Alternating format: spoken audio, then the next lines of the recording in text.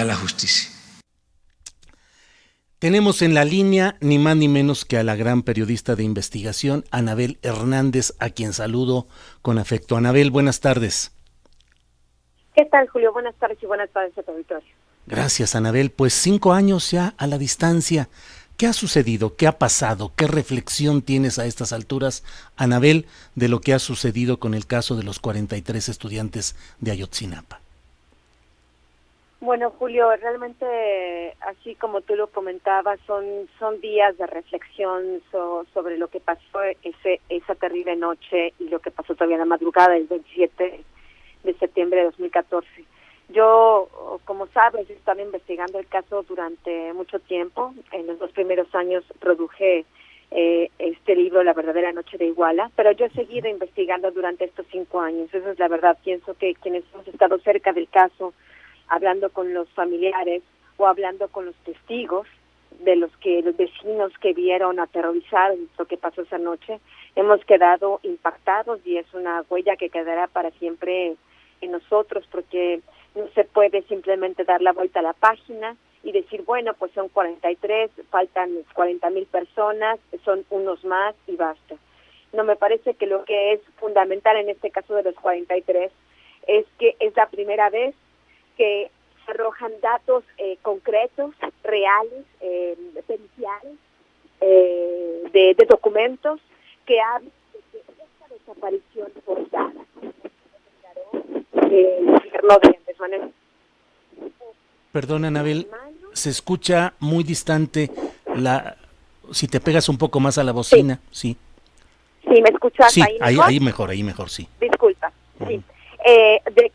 Como lo declaró hoy en la mañana el presidente de la República, el gobierno de Andrés Manuel López Obrador, es un caso de desaparición forzada a manos del Estado mexicano. Yo durante muchos años, 2007, 2008, 2009, durante muchos años estuve investigando desapariciones que estaban ocurriendo en México, y muchos de los familiares decían, es que la última vez que lo vieron fue en un retén militar, es que la última vez que lo vieron fue un operativo de la Policía Federal, es que la última vez que vieron a mi hija estaban ahí unos policías municipales, pero nunca había habido la posibilidad de documentar realmente la participación de estas personas, de estos funcionarios públicos, porque ya cuando llegaban los familiares llegaban demasiado tarde, habían pasado demasiados meses, ya las pruebas que había pues ya no estaban más ahí.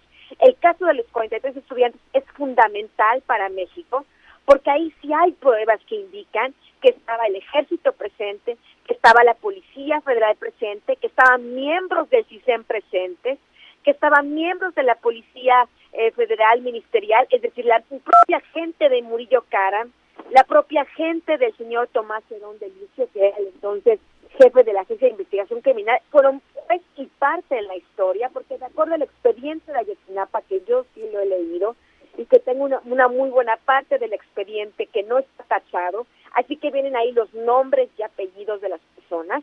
Había policías incluso federales ministeriales en las escenas de crimen mientras estaban atacando a los periodistas, a los estudiantes, perdón, estaban ahí presentes estos funcionarios públicos. Por eso es importante finalmente que haya que los responsables vayan a prisión, porque pienso que sería el primer paso realmente que ayudaría a también a destrabar todas las otras miles de casos de desapariciones que existen en México. Lo que te puedo compartir a ti y al auditorio, yo llegué a Iguala a finales de octubre, principios de noviembre de 2014 con mi colega Steve Fisher. Nos mandaron del programa de periodismo de investigación de la Universidad de Berkeley, California, que es un programa muy prestigiado y muy riguroso. Fui yo a hacer la investigación y mi compañero Steve Fisher fue a hacer la colecta de todo el material gráfico, videos, fotografías, este tipo de cosas. Y lo que te puedo decir es que cuando llegamos a Iguala, la gente aún estaba aterrorizada. Uh-huh. Se le veía el miedo en los ojos, se respiraba el miedo en las calles. Cuando yo hice mi plan de trabajo y está recorriendo la exacta ruta que habían recorrido los autobuses para ver, había tantos puestos de comida, había farmacias, zapaterías, había tanta gente caminando en las calles, había tanta gente manejando sus coches, que yo pensé, alguno debe haber escuchado algo, visto algo con sus propios ojos, independientemente de los testimonios de los muchachos sobrevivientes, porque por desgracia, ellos como se refugiaron evidentemente para salvar sus vidas, hubo muchas cosas del ataque que no vieron, que no podían identificar, que no podían saber lo que estaba pasando, porque no lo vieron, porque estaban refugiándose, o evidentemente, humanamente, mientras sus compañeros desaparecieron. Entonces, hay cosas que ellos no vieron y que solo la gente que estaba en las calles podía ver. Yo hablé con estas personas, al principio nadie quería hablar, Julio, nadie, no, de pronto parecía que igual había sido un pueblo fantasma. Tú tocabas a una puerta, le decías a la persona, oiga usted, pues vive aquí en la calle Juan N. Álvarez, ¿no? Que fue una de las calles donde ocurrió la peor parte del ataque, y le preguntaba, ¿usted qué estaba haciendo esa noche? ¿Escuchó algo? ¿Vio algo? No, yo estaba en el doctor en México. De pronto nadie estaba en la ciudad, todos estaban con algún pariente en algún lugar de México, pero aparentemente nadie estaba en la ciudad. Evidentemente, cuando uno veía los ojos de estas personas, lo que manifestaban sus ojos era una cosa muy diferente a lo que manifestaban sus palabras. Y fue a través de muchos intentos, tocando las puertas, que la gente empezó a abrirse y a hablar, y me dieron las primeras pistas para empezar a investigar al ejército mexicano. Porque los muchachos lo que habían dicho, tú recordarás, es que ellos vieron por primera vez al ejército mexicano uniformados en el famoso Hospital Cristina, ya después del último ataque, es decir, estamos hablando como 12:30 de la noche, de la medianoche, cuando Omar y otros sobrevivientes ven que entra un capitán y que empieza a amenazarlos y que empieza a tratarlos mal, etcétera, etcétera. Pero los muchachos, cuando yo les preguntaba durante mis entrevistas, que fueron muchísimas, las tengo todas videograbadas, registradas, ¿se habían visto militares? No, en la oscuridad no vimos ningún uniforme, no vieron tanquetas, no vimos tanquetas. Ok, yo había descubierto ya que el gobierno estaba mintiendo y que los militares, la Policía Federal y la Policía Estatal habían estado monitoreando a los muchachos desde que salieron de la normal, porque tú recordarás, y es importante recordar esto, porque ahí empezó la mentira del gobierno, desde las primeras horas después de los ataques, cuando el secretario de Gobernación, Miguel Ángel Osorio Chong, con el secretario de Defensa Nacional, Salvador Cienfuegos, con el propio Murillo Karam, dijeron, no, nosotros no supimos nada, ni el ejército, ni la Policía Federal. No, el cínico de Murillo Karam todavía dijo, y menos mal, porque si no hubiéramos ayudado a los malos, no dijo eso en una conferencia de prensa. Y lo cierto es que sí, no solo sabían a través del C4, del Centro de Comando y Control de la Policía que existía ahí en Iguala, donde todas las dependencias de seguridad pública estaban coordinadas por el ejército, porque ese era el mando del C4 que yo fui, pregunté, hablé con integrantes, era el ejército. No solo estaban coordinados, no solo sabían lo que estaba pasando, sino que estaban ahí presentes y habían estado persiguiendo a los muchachos, monitoreándolos desde 4 horas antes del ataque. ¿Por qué el gobierno mintió? Hoy que esta nueva administración ofrece recompensas, hoy que esta nueva administración está diciendo que si quiere encontrar la verdad, hoy que están diciendo a la gente coopere, no es con dinero como van a convencer a la gente que hable. Te lo digo sinceramente porque yo ya estuve ahí. Es haciendo conciencia a la ciudadanía de que en este caso de los 43 estudiantes nos va nuestra historia de por medio. No es por dinero, no es por los 10 millones o por el millón de pesos. Yo logré convencer a tantas personas que me hicieron ver videos, que me dejaron ver fotografías, que nadie más tiene, que nadie más tuvo acceso, y no fue a través de recompensas, sino de persuadiéndolos, número 1, del anonimato, por supuesto, y número 2, de que esta situación nos involucraba a todos, de que hoy eran los desaparecidos, los 43 estudiantes, pero mañana podría ser mi hija o tus hijos, Julio, o los hijos del auditorio. Entonces, es así como se puede resolver el caso. Si la nueva fiscalía quiere resolver el caso, si el presidente de la República de verdad quiere resolver el caso, la verdad no va a venir de rodillas hacia ellos. En general, Ellos ¿crees que ir sí, a buscar la verdad. En general, ¿crees que la estrategia que está siguiendo el gobierno del presidente López Obrador en este caso es correcta o no va tan a fondo? Mira, para quienes conocemos el expediente, y estoy segura que no soy la única, pero para quienes conocemos el expediente, pienso que hay muchas cosas que no podemos comprender porque el gobierno no las ha ejecutado, cosas que quedan muy simples.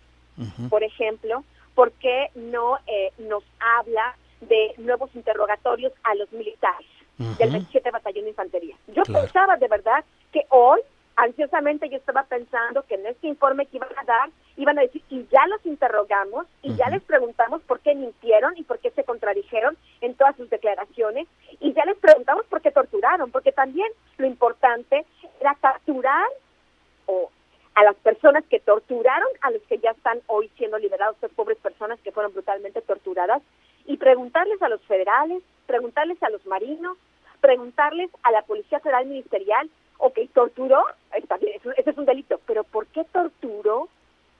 ¿Quién se los ordenó? ¿Cuál era el objetivo?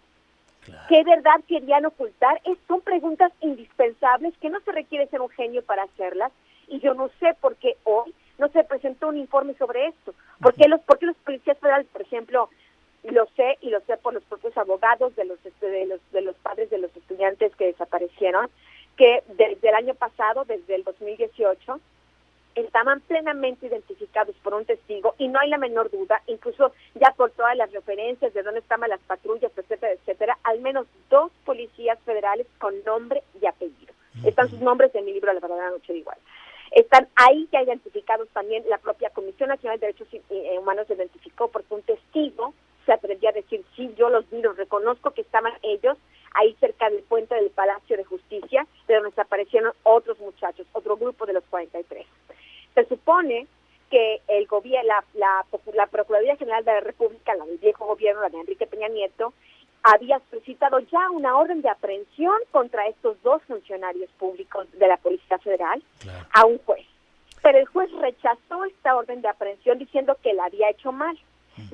Yo hablé con abogados de estudiantes que me decían, ¿cómo es posible que hayan hecho mal, dolosamente mal, la orden de aprehensión? Ok, pero eso fue en el gobierno pasado. Podemos entender por qué hicieron mal esa orden de aprehensión y por qué al final no lograron hacer un caso para convencer al juez de que los detuviera. Claro. ¿Por qué ahora este gobierno? Yo también pensaba eso, que hoy iban a decir, y por cierto, ya tenemos detenidos o bajo arraigo o la figura legal que se escoja para el caso a estos 2 funcionarios públicos que sabemos que participaron, para que nos digan quién los mandó, por qué los mandó, a dónde se llevaron a los muchachos. Tampoco hubo esa respuesta. Entonces hay muchas cosas que no entiendo, que no se requerían grandes cosas para avanzar y no entiendo por qué, Julio. Sí, pues así está. Las dudas, las preguntas y el horizonte adelante de lo que esperamos que suceda. Por lo pronto, pues Anabel, te agradezco mucho esta oportunidad de hablar contigo en esta ocasión y esperemos que sigamos ahondando en este asunto que impacta al corazón, a la conciencia, a la historia de los mexicanos. Gracias, Anabel, por estas palabras. Gracias. A mí me gustaría hacer un último comentario, si me lo permite. Sí, adelante. Si es posible. Pienso que es importante que el gobierno de México, que esta nueva administración, pueda ir a Estados Unidos a entrevistar a un narcotraficante que se llama Martín Villegas Navarrete. Uh-huh. Es un narcotraficante al que le llaman el Elegante. Uh-huh. Perteneció a la célula de los Beltrán Leiva. Uh-huh. Y era él el capo del tráfico de heroína en Guerrero en aquella época. Ajá. Bien, y pues. La información que yo tengo es que esta persona tiene mucho que decir al respecto. Esta persona fue detenida por la Policía Federal en el 2015, es decir, casi un año después de los hechos de Iguala, porque aparentemente esta persona había comentado con un amigo telefónicamente algunas de las cosas que habrían pasado esa noche en Iguala, algunas de las presuntas participaciones del Ejército Mexicano, de la Policía Federal, Después había sido detenido Martín Elías Villegas en 2015 y en vez de meterlo en una cárcel de máxima seguridad, dado que la propia Policía Federal dijo que era un gran capo, un importantísimo capo de los Beltrán Leiva, lo metieron en una prisión de la Ciudad de México, una prisión a la que yo fui a verlo, fui a hablar con él. Uh-huh. Estaba en una prisión de lujo, de estas prisiones, de estas celdas que tienen las paredes uh-huh. Cubiertas de caoba, uh-huh. con una cama cómoda, con una regadera lujosa, con una cocineta, donde hablé con él varias horas sobre la situación en Guerrero. Cuando me fui aproximando, queriéndole preguntar directamente si él sabía algo, cuando estaba preguntando, bueno, pero de la noche del 26 de septiembre, ¿usted qué sabe? Pero usted debía haber escuchado algo. Uh-huh. Me miró y me dijo, bueno, yo puedo ser muy amable, pero también puedo matar personas. Eso me dio mi indicación de que la entrevista había terminado y que yo debía salir. Después, esta persona fue extraditada a Estados Unidos, uh-huh. Meses antes de que terminara la administración de Enrique Peña Nieto, y ya fue juzgado en una corte de Atlanta, Georgia, y pues hoy está ahí sentenciado por tráfico de drogas en Estados Unidos. Me parece que esta puede ser una persona que puede arrojar nueva información, nuevos datos a esta investigación que el gobierno quiere realizar. Anabel, pues muchas gracias por estas palabras, tomamos en cuenta todo y estaremos atentos. Gracias, Anabel, por esta oportunidad. Hasta luego. Vamos a hacer una pausa y luego estaremos